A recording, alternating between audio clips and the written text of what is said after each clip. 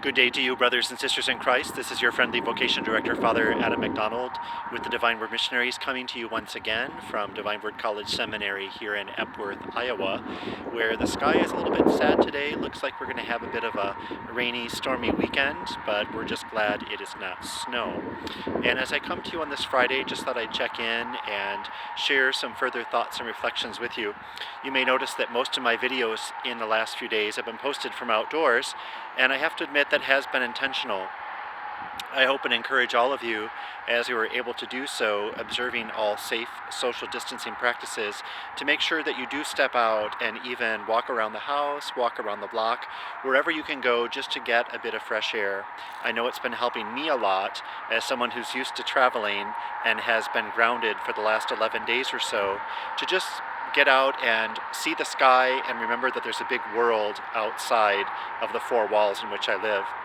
So just some thoughts to share with you on the readings from Mass today. Was privileged to celebrate Eucharist this morning here at Divine Word College Seminary with some of our seminary community, and got to thinking about the readings we had, and especially in relation to the times we're going through right now. We heard the people in the first reading from the Book of Wisdom very opposed to the Son of God because his life was different from theirs and he did not live in the same way. And it got me thinking that although many things have changed since the time of Jesus, one thing has stayed the same, and that is that in our human instinct somehow there is this tendency to discriminate against the other, or that and those who are different from us. In Jesus' case, it got me to wonder, what was it that was so different about him that people would want to exterminate him and crucify him? And I got to thinking that maybe the message he offered was uncomfortable for them, because after all, he was trying to tell people that they weren't just to be convinced of and feel comfortable in their own sense of righteousness, but that it was really about taking the Spirit and the law and the love of God and applying this in real life circumstances to show care for those around us, especially for the other, for the different persons, for the least and the last among us. And so, even in this time of the coronavirus pandemic, we seem to want to find its origin and say that it has come from another place.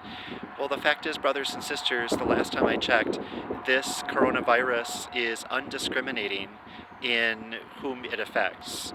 People all over the world, from north to south, east to west, the rich, the poor alike, the tall, the short, you name it. It does not discriminate. And so the challenge, I think, for us is to be undiscriminating, or better said, to be more inclusive as Jesus was in the way that we love and the way that we look out for the other, the stranger, the people who are in different groups from ours. In our gospel reading today, Jesus clarifies that he does everything he is doing because he is sent by the Father. The fact is that, brothers and sisters, as baptized members of the faithful, we too are called and sent into the world to preach the good news of God's love for all people. And so we may at times be giving witness to that message in a world that is hostile to hearing it. And like Jesus, we may have to carry our cross. But just as Jesus' crucifixion on Good Friday led to his resurrection on Easter Sunday, so do I believe that if we are faithful in our witness, that as heavy as the cross may be, we too will experience the fullness of new life, not just someday in the future, but even now, today, in the midst of everything that's going on in our world. So just some thoughts and reflections to share with you on this Friday. May you be blessed, may you be safe, continue to breathe deeply, remember to get out and breathe some fresh air. Know that we're in this together, we are in God's hands, and we continue to pray for one another throughout these difficult and uncertain days.